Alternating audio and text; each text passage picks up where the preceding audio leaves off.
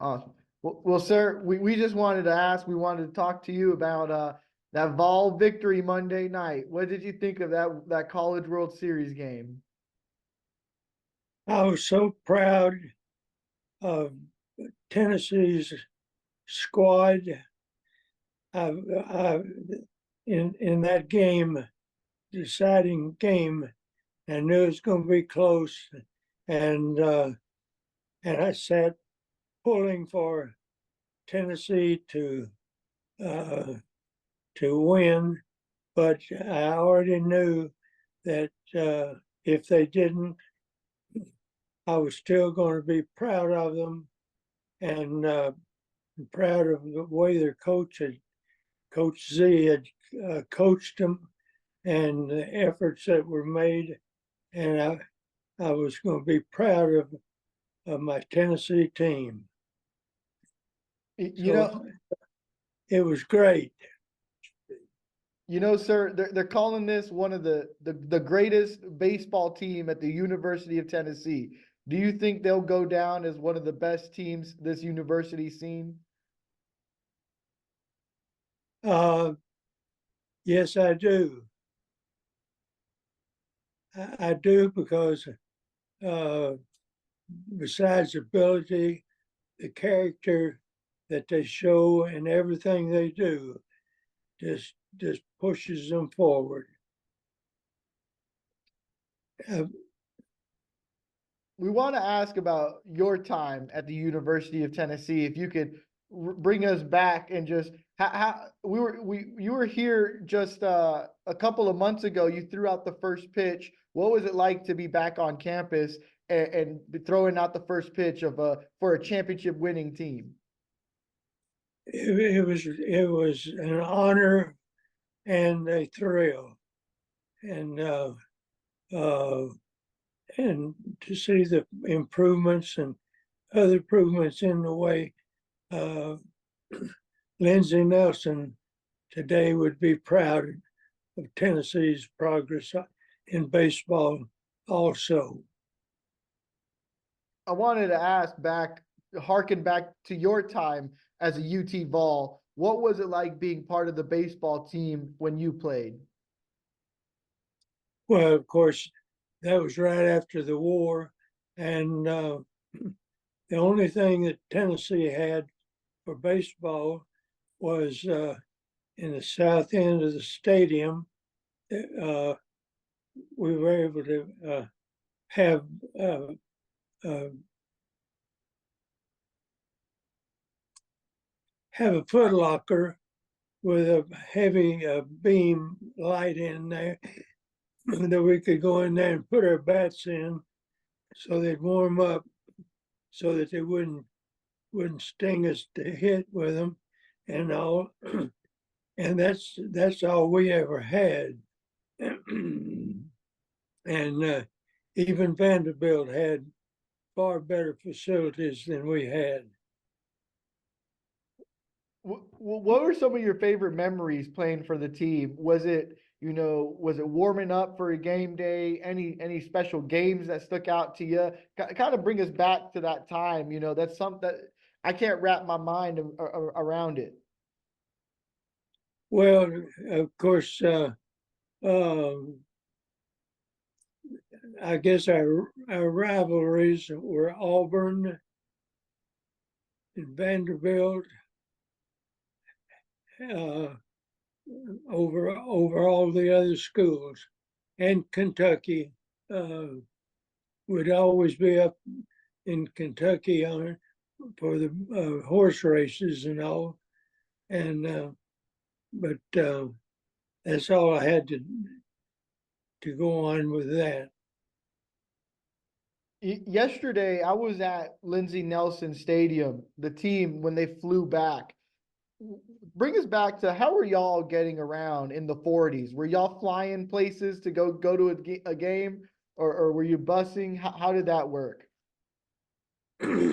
We were driving rental cars, 5 players to a car, and we just went in caravans, you know, from from site to site. I'm sure I'm sure a lot of fun times on those long drives. Well, we would leave out on Wednesdays, say for instance, go to Georgia Tech. We'd be at Georgia Tech on Thursday and Friday, and on a Wednesday and Thursday, and then go on to Georgia for Friday and Saturdays, and then head back to Knoxville. Those were pretty filled weeks of baseball. Obviously, the SEC has changed a lot since the time you played in. Now we have Texas A&M. We played them in the national champion. They're also an SEC rival now. Tell me about that, about how you've seen the conference grow to where it's at now, including University of Tennessee. I think it's great. All teams, all schools have fine teams, very competitive. Anyone can win on a given day, and but the thing I push on University of Tennessee is how Coach Z handles his squad, and at times I think that the umpires are like dictators, and for a coach to be interested in his team getting their fair share of calls in the zone, all of that. The umpires are just they're too much like dictators, and that's going to have to be straightened out for their good. But the SEC is easily one of the very, very top baseball programs in America. What does it mean for the University of Tennessee to become national champions in baseball? You mentioned Lindsey Nelson would be proud. You have names like Todd Helton. Every player that came before this team, yourself included, are now national champions. What does that mean for this program of baseball, over 100 years old, that they're now winning their first national champion? Well, it's just amazing. That's all you can say for it, because the other night, as I was watching the ball game, I knew that anyone could win that final game, and I had my rally cap on. I've worn this cap every Tennessee game, and I put it on and called it my rally cap, and I just knew that at the end there, that if we were lucky, we were going to be national champions, and if the opponent outscored us, we were going to still be a great team filled with character, quality, and very reflective of a very very caring squad. And but things broke just right, and we ended up being the national champions. Could you maybe have been a good luck charm? You threw out their first pitch this season. They end up winning the national championship. That's got to mean something. I don't know. Uh, give me about 60 more days, and I'm gonna turn 99, and still still uh, still a Tennessee boy, so to speak, and uh, We need to we need to get you out to a football game to make sure they win the national championship. well, I tell you, uh, Tennessee, like so many schools, had really tough times. Uh, there was no authority uh, in the systems. Everybody was keeping everything secretive. Not even the board of trustees were allowed to uh, uh, get any information, and it was just a terrible situation. And I know uh, I was very close, and anytime I was going through Knoxville, I just call over to the athletic office and and talk to Doug Dickey, and he'd say, "Come on over. We're just in a staff meeting." I'd go over there, and be with him and all. And one day, Doug offered me a job at Tennessee, and I went up there and I spent several days and I sized up things, and I sensed that Doug didn't have everything exactly the way he wanted it, but he'd come in and had a lot of people on staff and all, and you couldn't just all move them all out at one time. And so I could see that he wasn't really pleased, but Doug was a Doug was a good organizer, and but I just felt that one day that I better leave things as they were in Knoxville and go back to Chattanooga and be there. And Uh, but anyhow, that's the way it went. One thing what my managers wanted to ask, we must know if you could tell us about your story of joining University of Tennessee. We from what we know, you spoke with General Neal.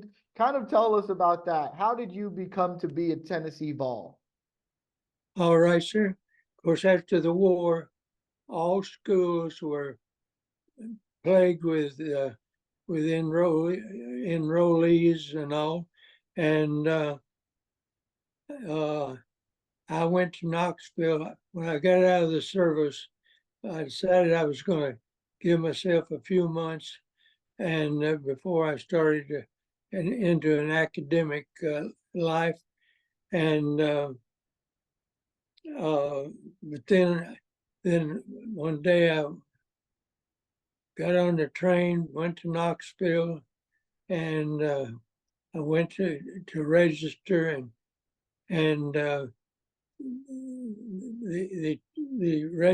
register's assistant noticed that my home was in Sheffield, Alabama, and that's where I lived. My home was in Knoxville, Tennessee. I was born 4 blocks from the hill, as we called it in those days, and at Fort Sanders Hospital. And but but they told me that they had to rule out out of state students, and so I left, and I thought, well, heck, what can I do? And then I thought, well, I had seen pictures of General Neyland all those years, and as a little boy, and I decided I'm going over to the athletic offices and see if I can speak to General Neyland. I went over there and I told the secretary that I was there from out of town and would like to speak with General Neyland. Well, General Neyland's office was upstairs, and she called up there and said he had someone would like to see him, and I heard this voice, well, send him right on up.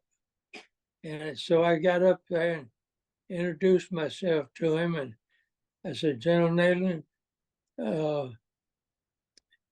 I am a World War II veteran, and I was discharged honorably and all, and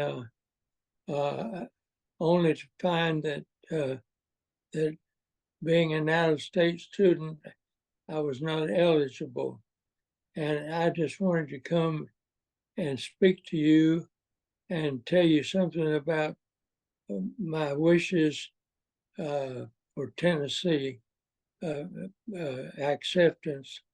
And I got in there and talked to him, and he asked me questions, and he said, "What position do you play?" And I said, I was hoping I could go out for catcher, and that seemed to whet his appetite. So we talked on, and he said, "Well, tell you what you do, go back up to the trustee's office and ask to speak to Dr. Thomason, and tell him that I've talked with you and that I'm asking you to consider giving him Jim approval for admission." And when I got up and talked to Dr. Thomason, he said, "Did General Neyland sent you up here to tell me that?" I said, "Yes, sir, he sure did." And he said, "Well, if General Neyland said take you in, you are officially a Tennessee boy." And that's what got me in on the Tennessee campus. Tell me about your time on campus. Where did you live? And what was it like being a student at the University of Tennessee? Well, I lived in a student housing units because I didn't get there at the first of the year, and it was just like barracks like life in the service, and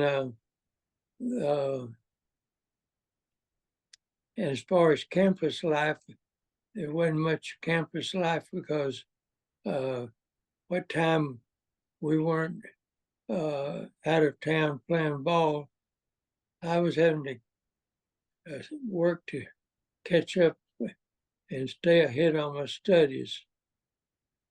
So campus life was really nothing for me. What was it like being a baseball player at that time? Were y'all the coolest kids on campus? Were you any good? What was it like going to other teams and playing baseball for the Tennessee Volunteers? Well, in those days, every school had advantages that Tennessee didn't have. They had, even Vanderbilt went to Florida uh, in the winter to play games down there, and Ole Miss the same way. And we weren't that far developed and organized. It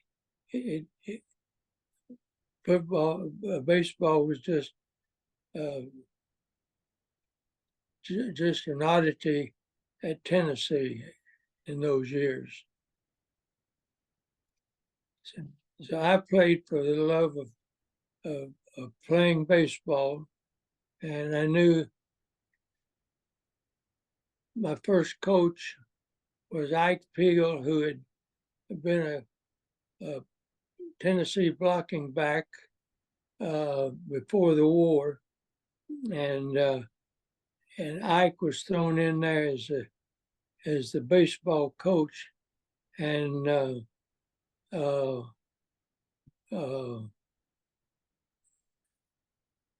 and we weren't too well organized like the other teams and all of that, but he did the best he could.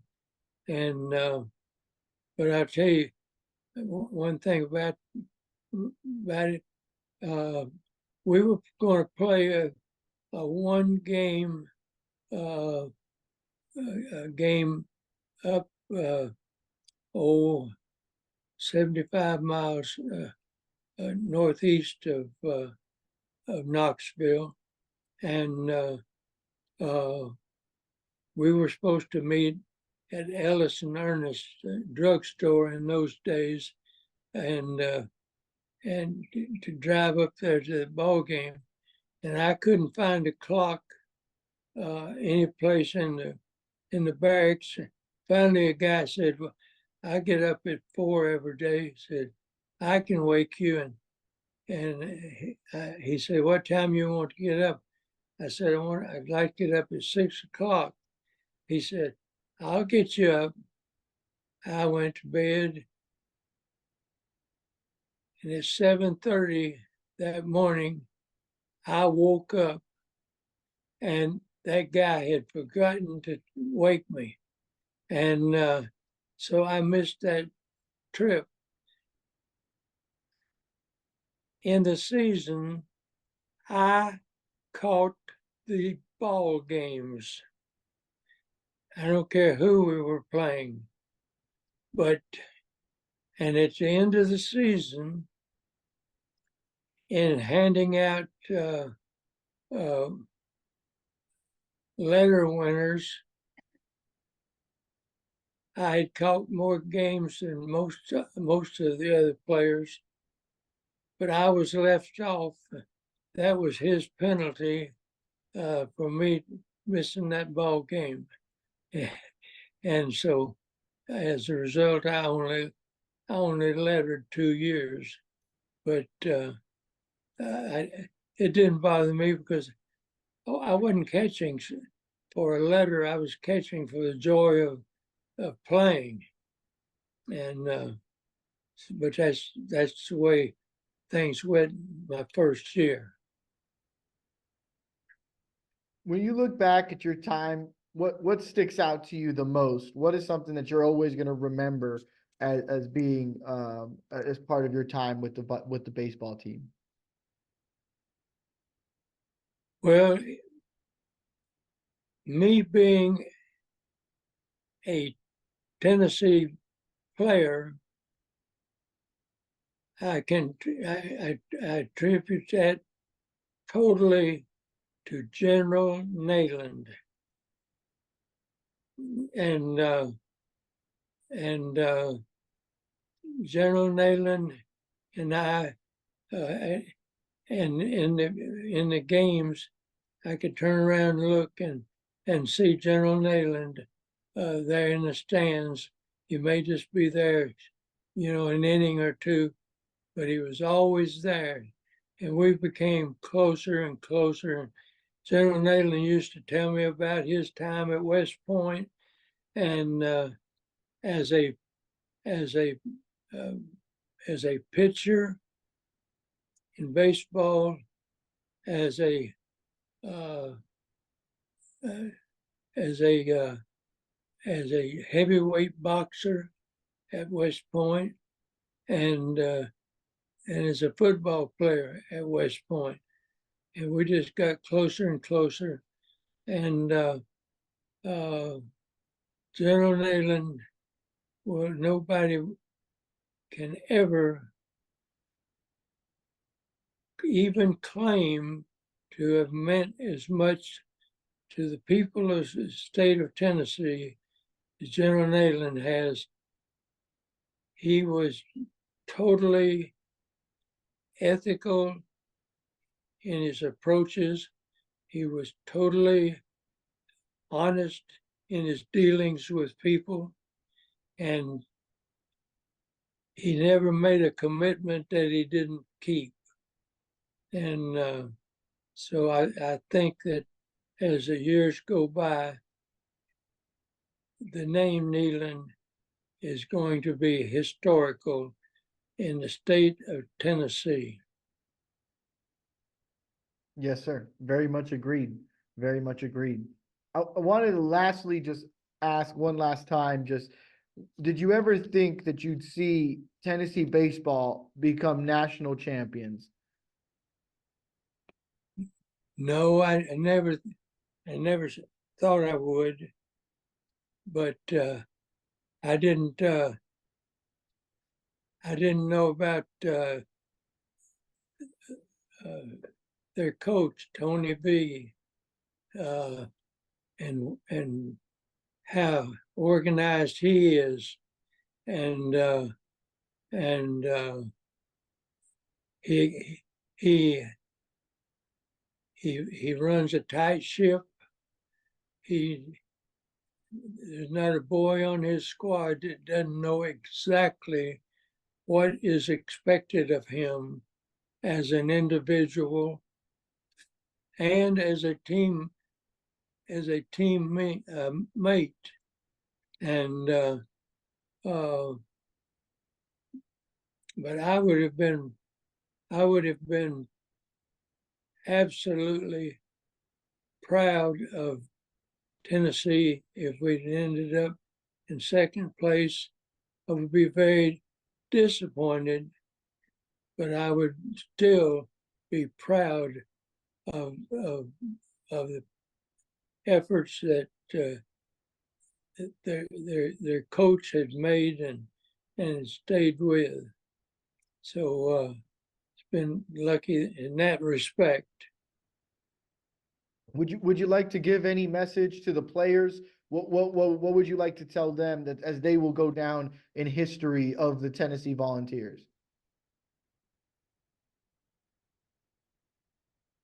I have watched every game that they have played that has been on television, and I have never one time seen a Tennessee player show any animosity towards calls made by the umpire.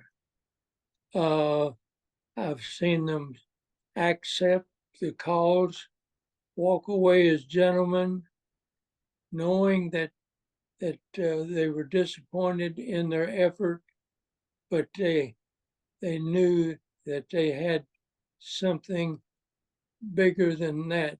That was show that Tennessee knows how to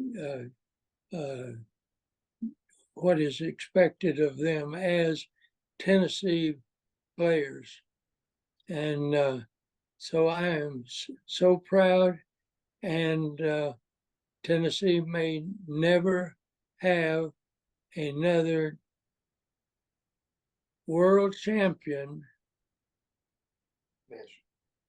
but I can tell you this: they'll never have one any better than the one that is still enrolled at the University of Tennessee. Yes, And I sir. hope that they're proud of themselves.